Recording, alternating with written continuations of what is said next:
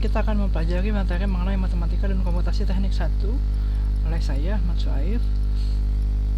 Adapun materi pembelajaran yang kita bahas ini adalah mengenai persamaan diferensial. Nah, dalam persamaan diferensial ini baik merupakan persamaan diferensial biasa atau PDB atau yang memiliki nama lain ODES, Ordinary Differential Equations, ataupun Partial Differential Equations. Ini manapun keduanya memiliki peranan yang sentral dalam masalah permodelan baik dalam bidang rekayasa, sains, dan seterusnya. Nah, penerapan dari PDB itu sendiri itu banyak, salah satunya adalah contoh pada sistem massa dan pegas sebagai berikut yang ditunjukkan pada gambar ini.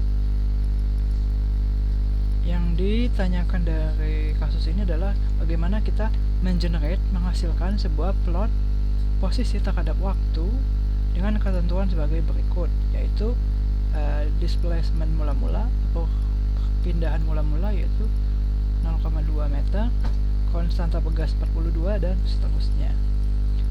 Solusi dari problem tersebut bisa diselesaikan dengan metode analitik, yaitu dengan memasukkan nilai metode yang kita gunakan dalam ini adalah metode Runge-Kutta, itu dengan Runge-Kutta order 4, mencari nilai K1, K2 sampai K4, kemudian disubstitusikan ke nilai YT plus delta T, yaitu Ynx-nya yang bernilai Y sebelumnya ditambahkan 1/6 dari 4 buah nilai K-nya, sehingga nanti akan didapatkan berapa hasilnya. Nah, challenge-nya adalah untuk kasus-kasus sederhana, PDB ini bisa diselesaikan dengan cara analitik tadi. Namun, sayangnya pada kasus-kasus yang kompleks, PDB ini tidak dapat diselesaikan dengan metode analitik tersebut, sehingga kita perlu melakukan pendekatan lain. Adapun pendekatan lain yang kita dapat gunakan adalah melakukan komputasi, baik menggunakan bahasa pemrograman MATLAB, SciPy, ataupun Python. Melakukan komputasi baik menggunakan MATLAB, SciPy, atau menggunakan Python. Nah, di sini ini adalah tampilan dari interface masing-masing program tersebut. Ini dashboardnya, dashboard MATLAB. Di sini kita menuliskan sintaksnya, ini gambarnya. Kemudian ini Python. Ini SciPy dulu.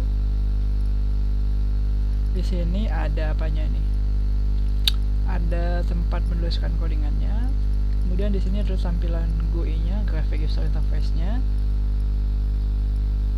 Ini tampilan grafik ya, keluaran plotnya. Ini Python yang dijalankan di Google Chrome, yang dijalankan di Mozilla Firefox. Ini dengan cara mengakses collab.research.google.com. Kemudian kita menuliskan codingannya, makannya, kemudian dan kita bisa melakukan save, kemudian download ataupun ekspor dan sebagainya. Kelebihan dari Python yang kita gunakan dengan menggunakan notebook Colab ini adalah, pertama, kita tidak perlu melakukan instalasi, jadi tidak perlu ada file exe ataupun file.esa dan seterusnya yang perlu kita install. Kemudian fleksibel, jadi kita bisa melakukan coding bisa melalui komputer ataupun HP selama terdapat web browser, dan web browser tersebut mendukung untuk program komputasi tersebut. Kemudian yang ketiga adalah kolaboratif, jadi programnya bisa dikerjakan secara bersama-sama. Jadi karena ini menggunakan komputasi awan atau cloud computing, jadi siapapun yang memiliki akses bersama untuk mengerjakan codingan tersebut, jadi bisa mengerjakannya secara bersama. Jadi ada tombol bagikan atau share, dan ada banyak tombol-tombol lainnya yang membantu pekerjaan kita. Ini metode numerik dari soal sistem massa dan pegas tadi yang dikerjakan menggunakan Google Colab. Ini codingannya, sintaksnya telah kita selesai kita tuliskan, mulai dari import, inisialisasi, hingga menggambar plotnya. Kemudian kita run dan didapatkan plot yang diminta dari problem tersebut.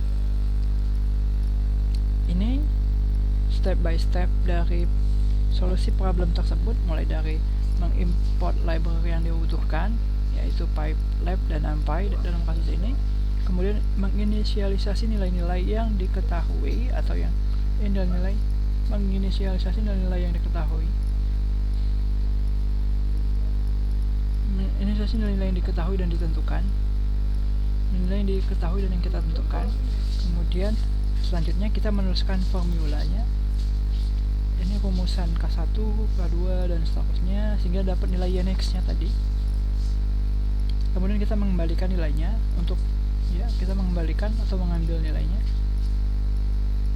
Kemudian bikin rumusan lainnya yang dibutuhkan, yaitu spring mass untuk beragam kondisi, baik kondisi saat G0 nya positif ataupun negatif. Selanjutnya membentuk array dari keadaan inisialnya ke keadaan mula-mulanya, lakukan kalkulasi dan menggambar grafiknya. Ini latihan soalnya, bisa coba dikerjakan secara analitik ataupun komputasi. Terima kasih.